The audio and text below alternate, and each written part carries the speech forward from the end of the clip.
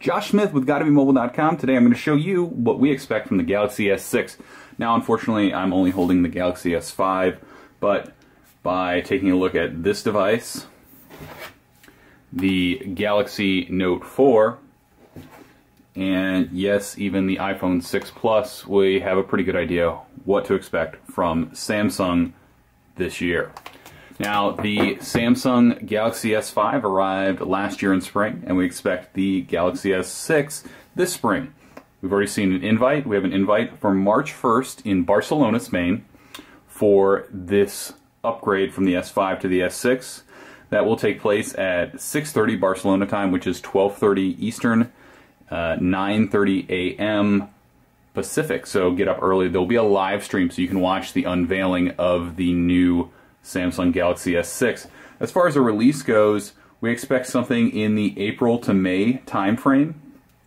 So we're going to be able to get a look at the new device in March and then buy it on US carriers probably by the end of April, maybe May. One of the biggest upgrades that we expect to see is in the screen. We have a 5.1-inch 1080p display here. It's an acceptable screen. It looks pretty nice.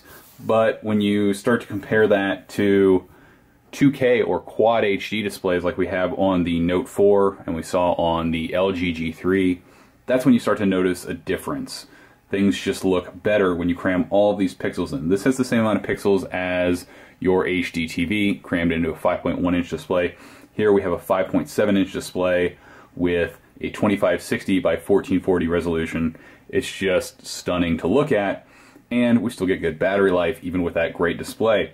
Now there are rumors that will go up to a 5.5-inch screen, which would sit about in the middle of these, or that will have a 5.1-inch display.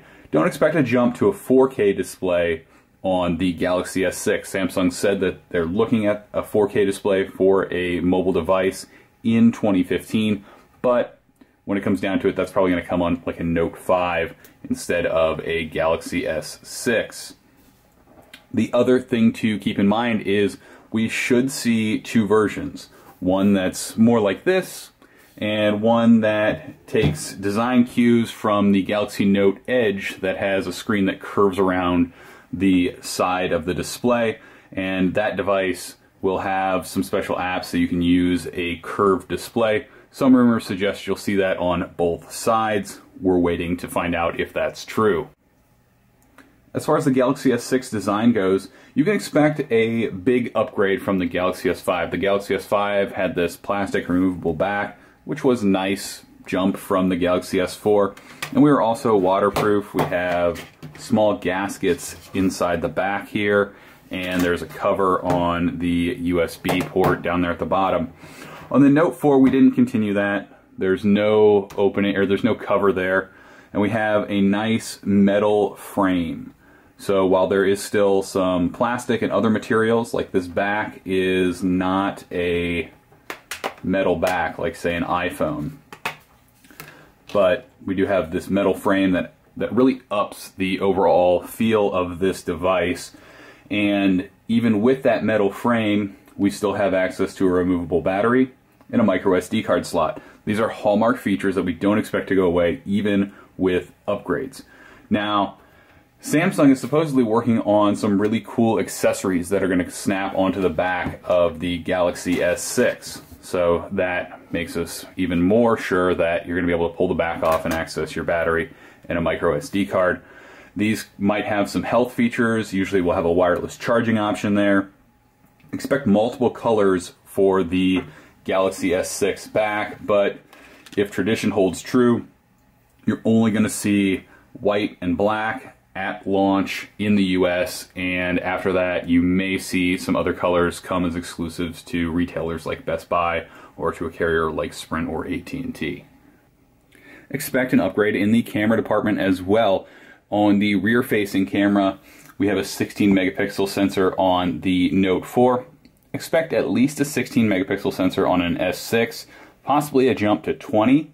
And we also expect optical image stabilization. Now what that does is it allows the lens to move slightly, and if you're taking a picture in low light and it's not of a moving subject, you're going to get a better looking photo. So we definitely look forward to that coming to a Galaxy S6. From a front-facing camera perspective, we may also see an upgrade. The Note 4 uses a wide selfie or a wide angle camera right up here, and so we could see a wide angle camera come to the Galaxy S5, and if so, also look for that wide selfie mode that allows you to tilt the camera around so that you can include everyone in your photo. From a software standpoint, we saw Samsung remove some bloat when they switched to the Galaxy Note 4. We still have TouchWiz, and we expect to see TouchWiz running on top of Android 5.0, but definitely less bloat. Again, we should see a new type of payment system, and we're hearing that we might see some themes that allow users to change some of the overall look of these devices. Other features that we expect to see are an upgrade in the Fingerprint Reader. So the S5 had a kind of finicky fingerprint reader. You had to pull your finger across. The Note 4 gave us an upgrade where it was a little more reliable, but it was still pulling it across. The rumors suggest that the Galaxy S6 will work more like an iPhone, where you simply rest your finger on it and it can read it. So instead of swiping and trying to get the speed right or the right angle, and you also can't swipe like this in most cases, whereas you can use this pretty much any way you want. Expect that to be a big upgrade that users will actually use. We also expect to see fast charging. The Galaxy Note 4, when you use the included charger, can charge extremely fast. It goes from 0 to 50% in about 30 minutes, and so you can top off really quickly. As far as the Galaxy S6 specs go, we're expecting a shift from a Snapdragon processor to an Exynos processor. Now, typically the Samsung devices, including both the Note 4 and the S5, use a Snapdragon from Qualcomm. It's looking like we'll see an Exynos processor. That shouldn't be a big deal because Samsung's been using Exynos processors on these devices in Korea and other regions before. As far as storage goes, you can expect 32, 64, and 128 gigabyte options, but just as within the past, we may only see a 32 gigabyte or maybe only a 64 gigabyte option here in the US. It kind of comes down to what carriers feel like offering. We expect 4G LTE and NFC that will allow for a new type of payment system, possibly with a partnership with Loop Pay. And as far as RAM goes to accompany that processor, we've seen 3 gigabyte, and rumors are suggesting that we'll go all the way up to 4 gigabyte, which is good because a lot of this software tends to be really resource heavy.